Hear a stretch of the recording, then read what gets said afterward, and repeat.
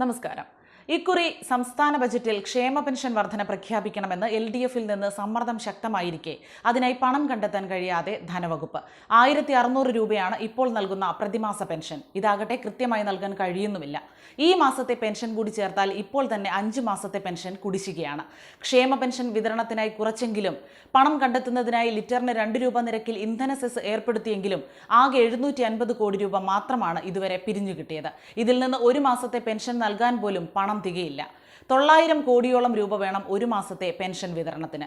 എന്നാൽ ലോക്സഭാ തിരഞ്ഞെടുപ്പിന് തൊട്ടു മുൻപ് അവതരിപ്പിക്കുന്ന ബജറ്റായതിനാൽ ക്ഷേമ പെൻഷൻ കൂട്ടണമെന്ന ആവശ്യം CPM-ൽ നിന്ന് ഉയർന്നിട്ടുണ്ട്.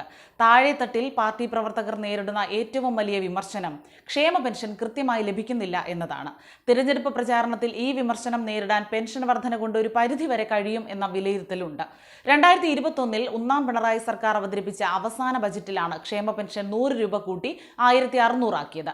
KN ബാലഗോപാൽ ഇതിനകം 3 ബജറ്റ് അവതരിപ്പിച്ചു. ക്ഷേമ പെൻഷൻ 2500 രൂപയാക്കുമെന്നാണ് ഇടതുമുന്നണിയുടെ പ്രകടന പത്രികയിലെ വാഗ്ദാനമെങ്കിലും ഇതുവരെ 1 രൂപ പോലും കൂട്ടാനായിട്ടില്ല. ഈ വർഷത്തേക്കാൾ പ്രതിസന്ധിയാണ് അടുത്ത വർഷം സർക്കാർ പ്രതീക്ഷിക്കുന്നത്. അതിനാൽ പെൻഷൻ വർധനയും സർക്കാർ ജീവനക്കാർക്കും മറ്റുമുള്ള കുടിശ്ശിക വിതരണവും അടുത്ത വർഷവും നിറവേറ്റാൻ കഴിയില്ലെന്നാണ് ധനവകുപ്പ് വൃത്തങ്ങൾ നൽകുന്ന സൂചന. ബജറ്റ് അവതരണം അടുക്കുമ്പോൾ മറിച്ചുള്ള രാഷ്ട്രീയ തീരുമാനം ഉണ്ടായില്ലെങ്കിൽ ഇത്തവണയും ക്ഷേമ പെൻഷൻ വർധന ഉണ്ടാകാനിടയില്ല. മുഖ്യമന്ത്രിയുടെ നിലപാടും ഇക്കാര്യത്തിൽ നിർണായകമാണ്.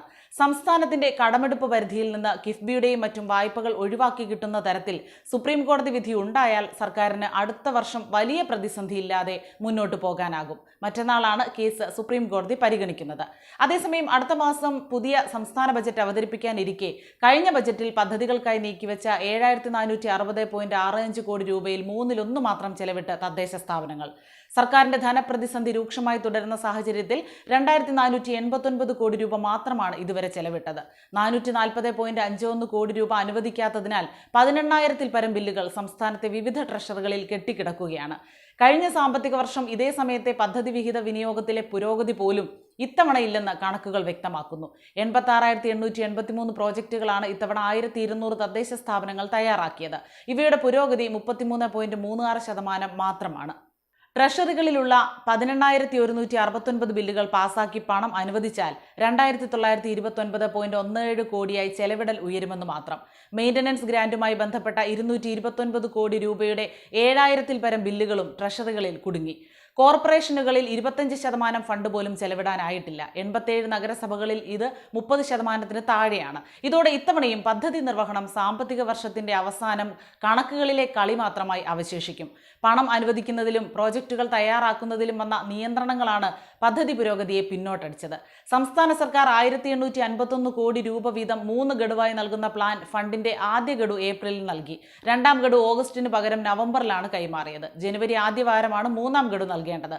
3 ഗഡുക്കളായി നൽകുന്ന മെയിൻ്റനൻസ് ഗ്രാന്റിൽ 2 ഗഡു നൽകിയെങ്കിലും ഏറെ വൈകി. കേന്ദ്ര ധനകാര്യ കമ്മീഷൻ നൽകേണ്ട അടിസ്ഥാന ഗ്രാന്റിന്റെ 2 ഗഡുക്കളിൽ ആദ്യ ഗഡുവായി ലഭിക്കേണ്ടിയിരുന്ന 814 കോടി രൂപയിൽ 252 കോടി മാത്രമാണ് ഇതുവരെ സംസ്ഥാനത്തിന് ലഭിച്ചത്. ഈ തുകയും തദ്ദേശ സ്ഥാപനങ്ങൾക്ക് കൃത്യമായി കൈമാറിയിട്ടില്ല.